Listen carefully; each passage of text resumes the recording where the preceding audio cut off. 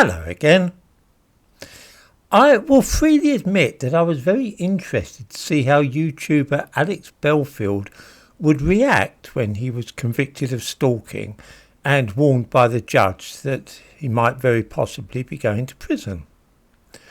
Would he tone down his act? Apologise?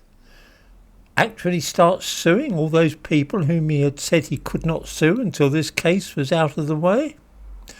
Well, he's done none of those things. On the face of it, it seems like business as usual, except that he seems to have gone off the idea of free speech a bit. He has switched off comments on his YouTube channel and contrived also to post on Twitter without people being able to reply to some of his posts.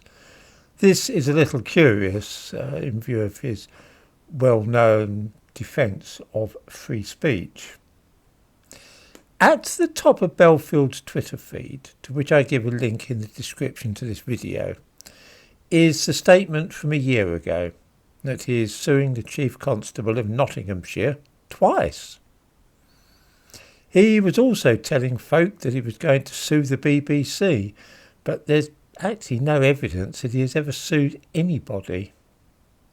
He has certainly had solicitors' letters sent to people threatening to do so, but nothing has ever come of those threats. The same cannot be said for people suing him, for there are now 2 active civil cases against Alex Belfield.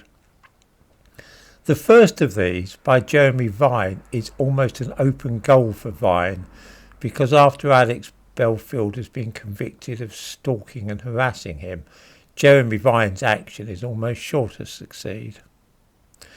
Not only do I think that Belfield's chances of success if he sues the police are slender after his conviction, I would say that the officer who arrested him has a very good chance of winning the action for defamation which she has brought against him.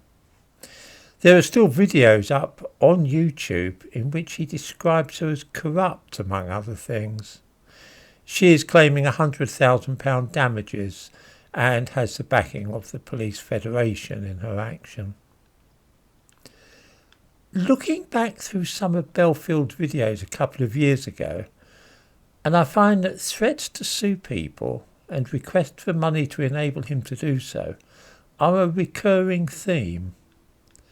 I give a link in the description to this video to one of his films, which is enormously convincing and shows him as the victim of a malicious campaign by 2 men he is determined to sue because they have been persecuting him.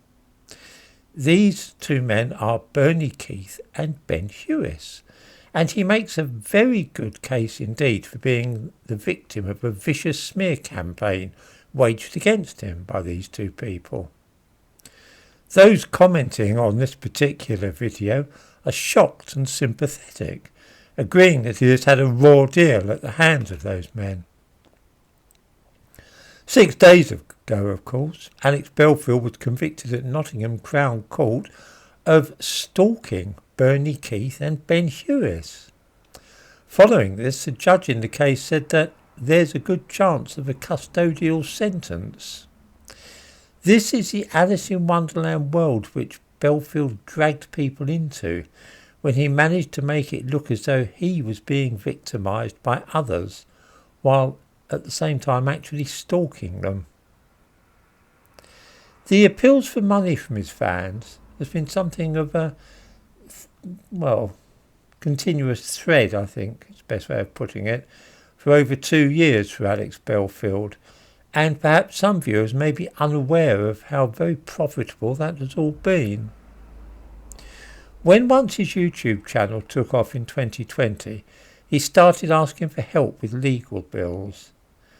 It's hard to know just how much he was making out of the YouTube channel, but we observed that in December 2020 he set up a company called Champagne Sippers Limited with a registered office in London's West End. I give a link to this too in the description to this video. There is something more than a little cynical about the name of this company, which does rather suggest that he was hoping to live in the lap of luxury on what he was making from YouTube and his subscribers. Certainly the background to his videos grew more and more stylish, and his holidays in the United States appeared to be fairly regular events. I suspect that the profits from the private group he set up after the celebrity radio YouTube channel may have been a very good earner too. Viewers were urged to pay £48 a year to hear his views and opinions and to take part in phone-ins. Now, his YouTube channel has 370,000 subscribers. If just 1%, that is 1 in 100 of those fans, signed up to the secret Voice of Reason group, that would give him an annual income of about £180,000 a year. In fact, there's reason to think there's a lot more subscribers to this group than that, because he's boasted about the huge amounts he has to pay in corporation tax and VAT. This is big business. Why I find this man fascinating, and why I've returned several times to talking about him and his capers, is because he is so very convincing.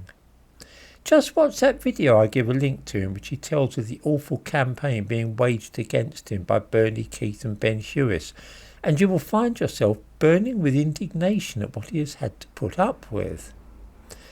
It is of course a pack of lies. I don't suppose he ever had any slightest intention of suing them really, but he is the most persuasive and convincing liar I've ever seen and heard in my life, and there's something hypnotic about watching him and then reminding yourself that it was he all along who was stalking and persecuting those men. Magnificent performance.